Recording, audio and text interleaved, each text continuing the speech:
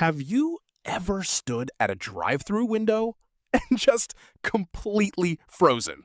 Someone asks you a simple question and your brain just goes blank. Yeah, that happens to a lot of people. Oh my goodness, Alex, I have been there. You think you know what to say, and then the speaker crackles, and suddenly you can't remember a single word of English. Exactly, Mia. And today we are going to fix that together, right here, right now. Welcome, everyone. We are so happy you chose to spend this time with us today. We really are. Hi, everyone. I'm Mia. And I'm Alex. And this is your English podcast, the place where we talk like real people about real situations so that English starts to feel natural to you. Not something you study, something you live. Today, Alex and I are going to take you on a little trip. We're going to the drive-thru. 3 of them, actually. Chick-fil-A, McDonald's, and Shake Shack. And along the way, we are going to teach you the words, the phrases, and the confidence you need to actually do this in real life. So, let's go. Okay, Alex, I have to ask, do you actually go to drive-thrus a lot, like in real life? Mia, I am a drive-thru person through and through. Especially Chick-fil-A. There is something about that line. Even when it's 20 cars long, it still moves fast. It's impressive. I know what you mean. I love Shake Shack, but I usually just walk in.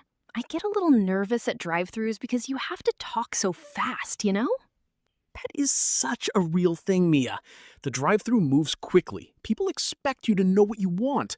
And the person taking your order, they're talking fast. Sometimes the speaker sounds strange, and you have maybe 10 seconds to respond. 10 seconds! And for English learners, that can feel like 0 seconds. But that's exactly why we're doing this today, right, Alex? Exactly. Because once you know the key words and phrases, once you've heard them a few times, it gets so much easier. Your brain already knows what's coming, and you can just respond naturally. That's the magic of listening practice. You train your ears, and then real life feels familiar instead of scary. All right, Mia, let's start with the most basic, most important word at any drive-thru. The word is order. Order. Such a simple word. But people use it in so many ways, right, Alex? So many ways. Okay, what does order mean? Very simply, when you go to a restaurant or a drive-thru and you tell them what food you want, that is called placing an order. And the food you choose, that is your order. So order is both a verb and a noun. You can place an order, that's using it as a noun, or you can say, I want to order a burger. That's using it as a verb. Perfect. And where do you use this word? Anywhere food is involved. Drive-thrus, restaurants, cafés, even online food apps. You order food everywhere.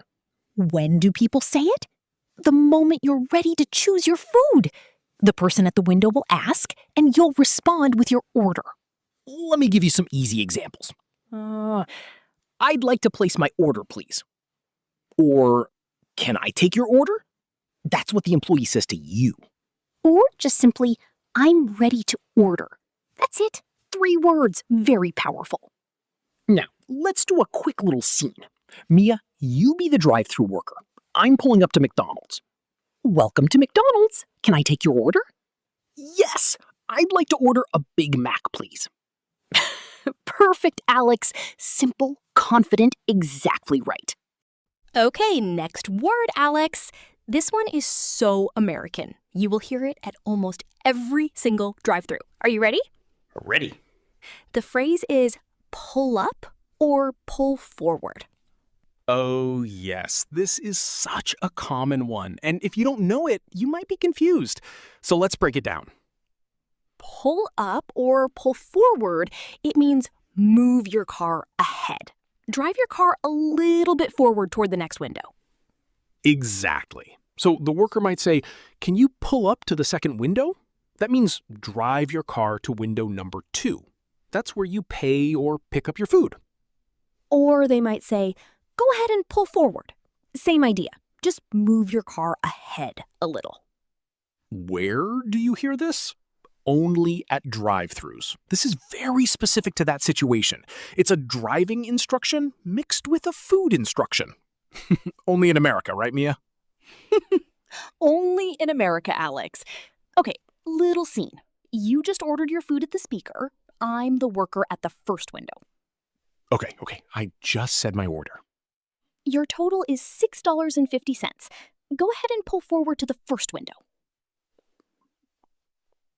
Coming right up. And that's it. Just move the car forward. It's simple once you know what it means. All right, let's talk about Chick-fil-A specifically. Because, Mia, Chick-fil-A has a very unique culture. It's different from other fast food places. It really is. The workers are so polite, like genuinely polite, not robotic. And they say something that surprises a lot of people the first time they hear it. They do. When you say thank you to a Chick-fil-A worker, they don't say you're welcome. They say my pleasure. My pleasure. It's a more formal, more elegant way of saying you're welcome. It means I am happy to help you. It is my pleasure to serve you. And when you hear it the first time, it almost sounds fancy, right? Like you're at a 5-star restaurant. But no, you're getting chicken nuggets. Exactly. But it's beautiful. My pleasure.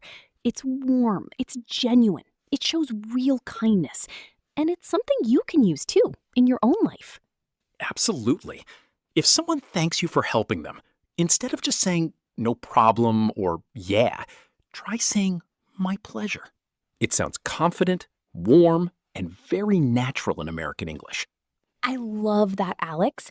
Little things like this, they elevate your English so much. Okay, so at Chick-fil-A, what else do people commonly say? Well, the menu items have specific names. Like, instead of just saying chicken sandwich, Chick-fil-A people say the original chicken sandwich or the spicy deluxe. So you want to know the exact name when you order. And the workers are always so cheerful. They say things like absolutely or of course or sure thing. These are all warm, friendly ways of saying yes. You'll hear them everywhere in American service culture. Sure thing is a great one. Very casual, very American. It means, yes, of course, no problem. Speaking of ordering, Alex, can we talk about the word combo? Because people hear this all the time and sometimes don't quite know what it means. Yes, great one, Mia. Okay, combo, short for combination.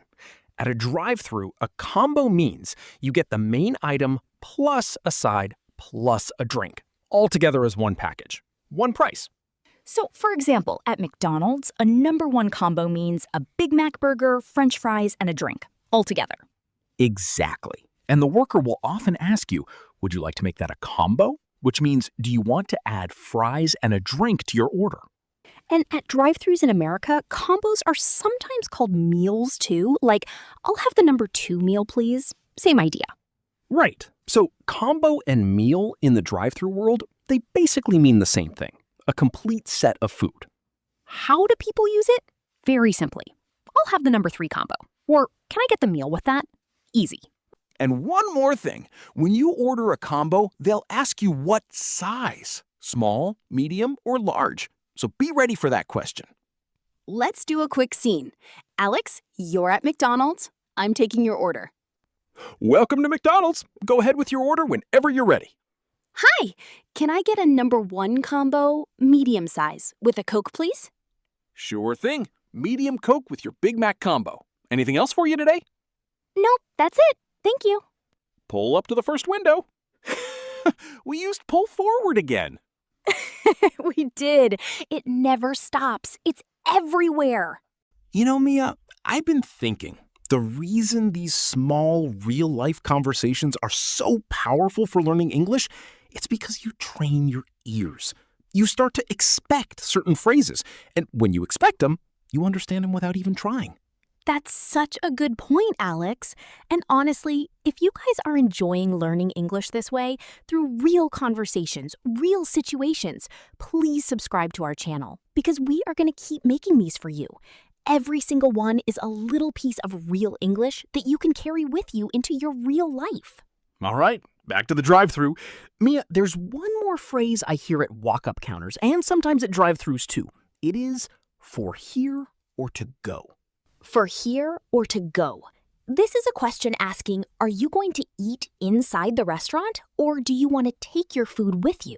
For here means I will eat inside.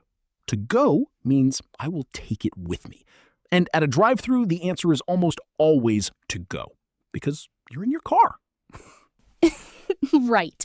But at places like Shake Shack, where you can also walk in, they might ask this question at the counter.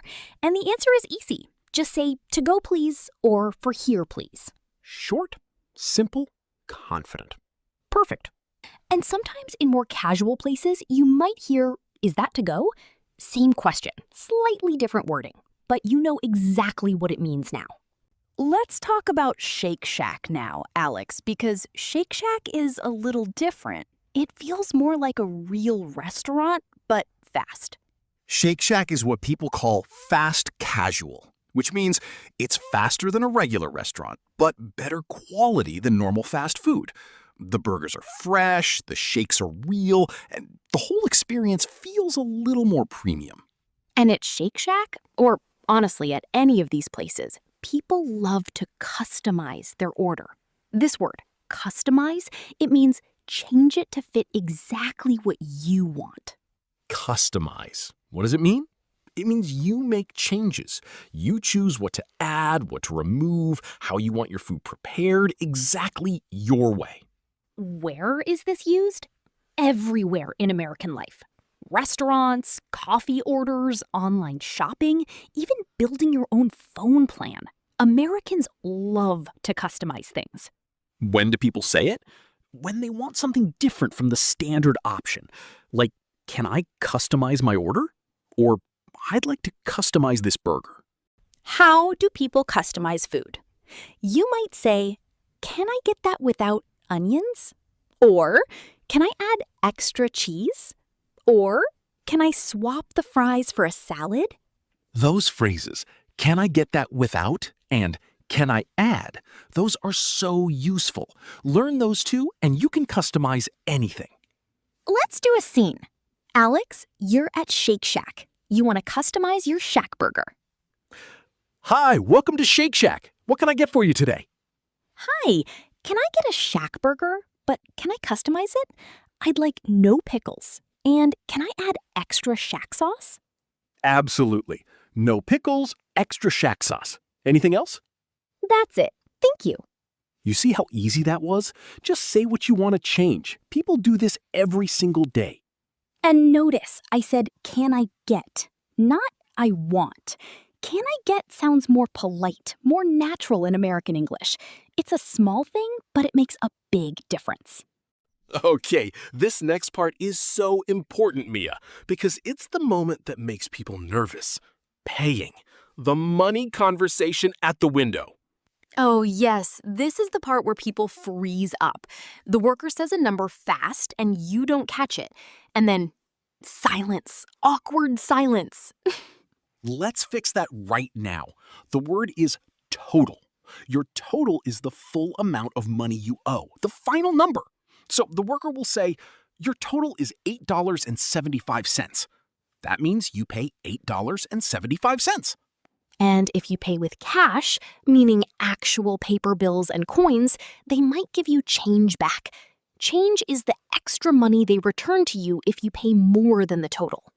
For example, if your total is $8.75 and you give them a $10 bill, they give you $1.25 back. That's your change.